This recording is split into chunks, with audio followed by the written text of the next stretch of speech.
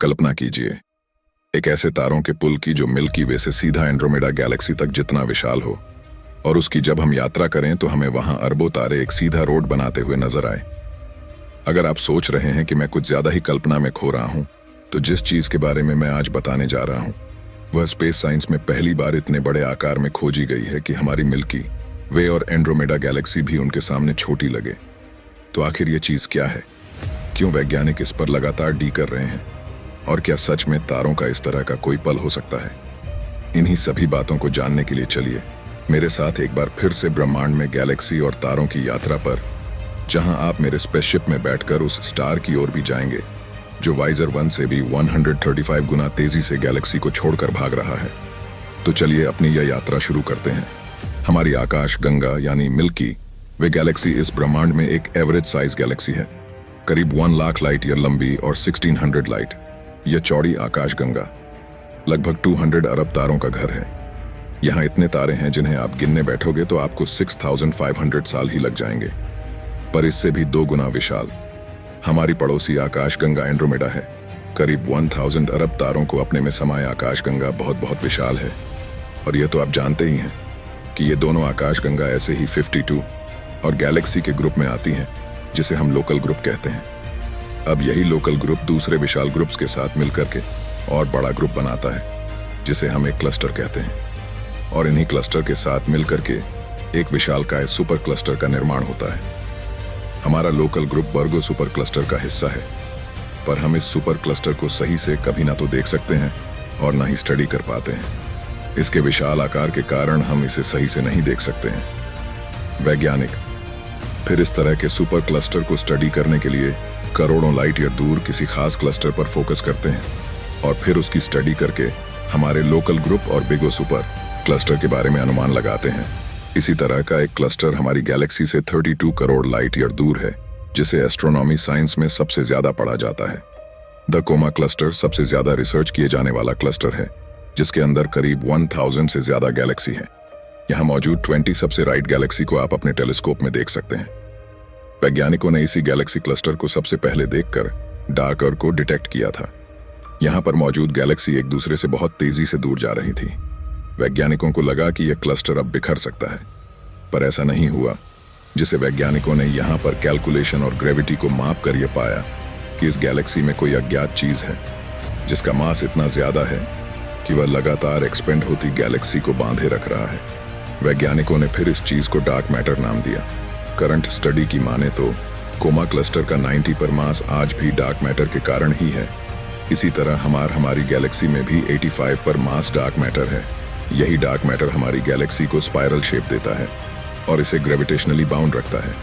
खैर, dark matter से आगे बढ़ते हुए हाल में ही वैज्ञानिकों ने इसी क्लस्टर में एक ऐसी चीज देखी है जिसे इससे पहले आज तक नासा और इसरो या किसी भी स्पेस एजेंसी ने नहीं देखा था।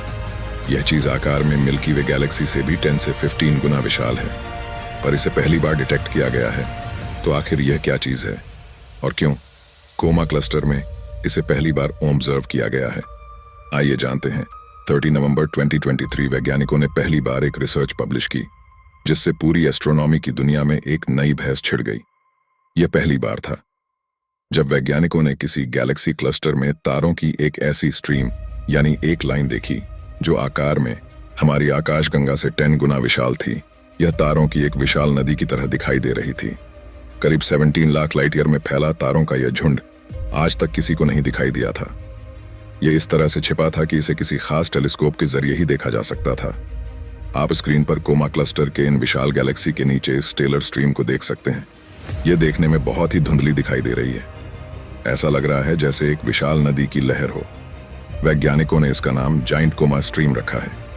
यह अब तक की खोजी गई सबसे विशाल तारों की स्ट्रीम है।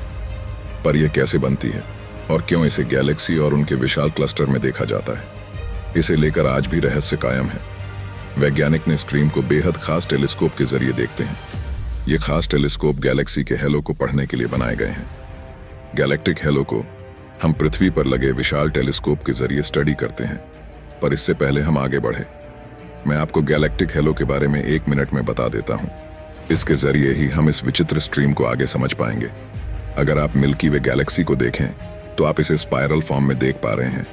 तो जिस गैलेक्सी को हम देख रहे हैं वो उसकी विजिबल कंपोनेंट है, पर जो इस गैलेक्सी के बाहर एक लाइट देखी जा सकती है उसे ही हम गैलेक्टिक हेलो कहते हैं। आसान भाषा में आप इसे गैलेक्सी की एक भारी चमकती हुई रिंग भी समझ सकते हैं।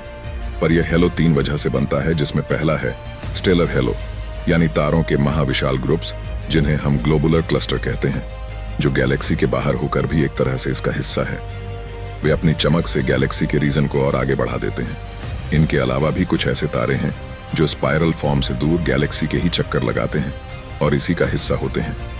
यह सभी तारे हमारे सूर्य से बहुत पुराने बने हैं और कुछ तो खत्म भी हो चुके हैं। 12 अरब साल पुराने तारों को जब हम मिलाते हैं तो इससे मिल्की वे गैलेक्सी और विशाल लगने लगती है। आप इस इमेज में स्टरर हेलो को देख सकते हैं। वहीं दूसरा रीजन है हॉट हाइड्रोजन गैस। हमारी गैलेक्सी में बहुत अधिक मात्रा में हाइड्रोजन के बादल हैं जो ग्लो करते हैं। 2012 में वैज्ञानिकों ने इसी तरह के बादलों को एक खास वेवलेंथ पर डिटेक्ट किया था। यह गैस का रीजन गैलेक्सी के भरी क्षेत्र को कवर कर लेता है और ग्लो करता हुआ दिखाई देता है। इसे गैलेक्टिक कोरोना भी कहा जाता है। वहीं तीसरा रीजन जो गैलेक्टिक हेलो बनाता है वह डार्क मैटर है, पर हम इसे देख नहीं सकते हैं और इस पर अभी भी रिसर्च चल रही है। तो इसी गैलेक्टिक हेलो और साथ में पास की 123 गैलेक्सी के डाटा को वैज्ञानिक एक सर्वे के जरिए लगातार कई सालों से पढ़ रहे हैं। इस सर्वे को हेरोन और कहे तो and environments on off near by Galaxy का नाम दिया जाता है। इसी सर्वे को और आगे बढ़ाने के लिए जब वैज्ञानिक कोमा क्लस्टर में गैलेक्सी से दूर पुराने स्टार क्लस्टर यानी ग्लोबुलर क्लस्टर को पढ़ रहे थे, तभी उन्हें यह विचित्र स्ट्रीम दिखाई दी है। यह स्ट्रीम तभी बनती है जब आसपास की आकाश गंगाओं में मौजूद पुराने तारे अपनी गैलेक्सी से बाहर हो जाते हैं। मिल्की वे में यह नेबुला की वजह से होता है। तो गैलेक्सी क्लस्टर में आसपास की गैलेक्सी की ग्रेविटी के कारण कई तारे इस तरह से बाहर आकर एक दूसरे से ऐसे मिल जाते हैं कि हमें इस तरह की स्ट्रीम दिखाई पड़ती है। फिलहाल जिस स्ट्रीम को हमने कोमा क्लस्टर में खोजा है वो बहुत ही विशाल है। अगर हम इन तारों को मिल्की वे और एंड्रोमेडा के बीच पर रख दें तो इतनी बड़ी होगी कि ऐसा लगेगा मानो किसी ने इन गैलेक्सी के बीच तारों का एक विशाल पुल बना दिया हो। दी जाइंट कोमा स्ट्रीम को देखकर वैज्ञानिक अब डार्क मैटर को देखने के और करीब आ गए हैं। इस स्ट्रक्चर के विशाल आकार को देखकर लगता है इसके पीछे डार्क मैटर का ही हाथ है। गैलेक्सी में विजिबल यानी दिखाई दे रहे तारों, ब्लैक होल्स और नेबुलास में इतना मास नहीं है कि वे ऐसे विशाल स्ट्रक्चर को बना सकें। डार्क मैटर के कारण ही ग्रेविटी इस तरह से ट्विस्ट हुई है कि तारों की इस तरह की स्ट्रम बन पाई है। अगर वैज्ञानिक इस तरह के विशाल कई स्ट्रक्चर खोज लेते हैं तो वह फिर कंप्यूटर सिमुलेशन की मदद से इनके बनने की प्रक्रिया को और आसानी से समझ पाएंगे और इस रहस्य का भी खुलासा कर सकेंगे। हमारी मिल्की वे गैलेक्सी और एंड्रोमेडा गैलेक्सी में इस तरह की कई तारों की स्ट्रीम है। इनके विशाल गैलेक्टिक हेलो में हमें ये दिखाई भी देते हैं, पर ये दी जाइंट कोमा स्ट्रीम के सामने बहुत ही ज्यादा छोटी है। वैज्ञानिक जाइंट कोमा स्ट्रीम के इसी विशाल स्ट्रक्चर को स्टडी करेंगे कि आखिर तारों की स्ट्रीम किसी गैलेक्सी से 10 से 15 गुना विशाल कैसे हो सकती है। हालांकि स्पेस में बाकी मौजूद स्ट्रक्चर जैसे कि स्टार और ब्लैक होल्स की तुलना में ये जाइंट स्ट्रीम बहुत ही कम टिकती है। गैलेक्सी के मूवमेंट और लगातार फैलते यूनिवर्स के कारण इनकी शेप बहुत जल्दी बिगड़ती है। इसलिए इन्हें स्टडी करने के लिए हमें जल्द ही कुछ शक्तिशाली टेलीस्कोप की मदद चाहिए होगी, तभी हम इन्हें समझ पाएंगे। अगर हम इन्हें समझ गए तो हम गैलेक्सी में मौजूद 85 पर मैटर यानी डार्क मैटर को भी समझ पाएंगे। ग्रेविटी के कारण बनी तारों की स्ट्रीम अपने आप में विचित्र हो, पर इससे भी विचित्र चीज इस ब्रह्मांड में होती ही रहती है। कभी कभी कुछ तारे ऐसे भी होते हैं जिन्हें उनकी होस्ट गैलेक्सी पसंद नहीं करती और उन्हें गैलेक्सी के बाहर भेज देती है। इनकी स्पीड बहुत ज्यादा होती है, इसलिए इन्हें रन अवे स्टार भी कहा जाता है। हालांकि टेक्निकली यह हाइपर वेलोसिटी स्टार की कैटेगरी में आते हैं। किसी भी चीज को अगर अपने ग्रह, चंद्रमा, तारे या फिर गैलेक्सी की ग्रेविटी से बाहर जाना है तो उसे एक खास वेलोसिटी से ज्यादा गति करनी होगी, तभी वो इनकी ऑन ऑर्बिट से निकल सकता है। इस खास वेलोसिटी को स्केप वेलोसिटी कहा जाता है। अगर आपको पृथ्वी से सीधा स्पेस में जाना है तो आपको कम से कम 11.2 किमी पर सेकंड की स्पीड चाहिए, तो आप इससे भाग सकते हो। उसी तरह अगर आपको मिल्की वे गैलेक्सी से बाहर जाना है तो आपको 594 किलोमीटर पर सेकंड या कहें तो 338,000 किलोमीटर प्रति घंटे की स्पीड चाहिए, तभी आप मिल्की वे और इसके विशाल हेलो से निकल जाएंगे। तो जो भी तारा इस स्पीड से तेज गैलेक्सी में होता है वह एक ना एक दिन इसकी ग्रेविटी के प्रभाव से बाहर हो ही जाएगा। इस तरह के तारे जिनकी स्पीड इसके वेलोसिटी से ज्यादा है उन्हें वैज्ञानिक हाइपर वेलोसिटी स्टार कहते हैं। इसी तरह का एक तारा मिल्की वे गैलेक्सी में वैज्ञानिकों को मिला है। जिसकी स्पीड की तुलना कोई दूसरा स्टार नहीं कर सकता है। आप इसे ब्रह्मांड का सबसे फास्टेस्ट मूविंग स्टार भी कह सकते हैं। J0927 नाम का यह स्टार हमारी गैलेक्सी को लगभग 2286 किलोमीटर पर सेकंड और कहीं तो 8227,000 किलोमीटर प्रति घंटे की स्पीड से छोड़ रहा है। यह स्पीड इतनी ज्यादा है कि हर घंटे पृथ्वी से चंद्रमा तक की 25 गुना दूरी को तय कर लेता है। इसी तरह के कई हाइपर वेलोसिटी स्टार हमारी गैलेक्सी में मौजूद हैं, जो लगातार गैलेक्सी को छोड़ रहे हैं। इनके नजदीक जब विशाल का सुपरनोवा धमाका होता है तो उसकी फोर्स या फिर ब्लैक होल की शक्तिशाली ग्रेविटी से प्रभावित होकर इनकी स्पीड बढ़ जाती है और फिर ये गैलेक्सी से बाहर हो जाते हैं। पर गैलेक्सी से बाहर होने के बाद भी यह किसी खास क्लस्टर का हिस्सा ही रहते हैं और जब तक ये खत्म नहीं हो जाते तब तक ये उसी क्लस्टर में मौजूद रहते हैं। वैज्ञानिक मानते हैं कि द जायंट कोमा क्लस्टर में इस तरह के हाइपर वेलोसिटी स्टार भी हो सकते हैं, जिसके कारण हम इस स्ट्रक्चर को देख पा रहे हैं। खैर, ये हाइपर वेलोसिटी स्टार क्या होते हैं और क्यों ये रोग स्टार यानी भटकते हुए तारों से अलग ही तरह से गैलेक्सी से बाहर चले जाते हैं, इस पर मैं अगले पार्ट में आपको लेकर चलूंगा।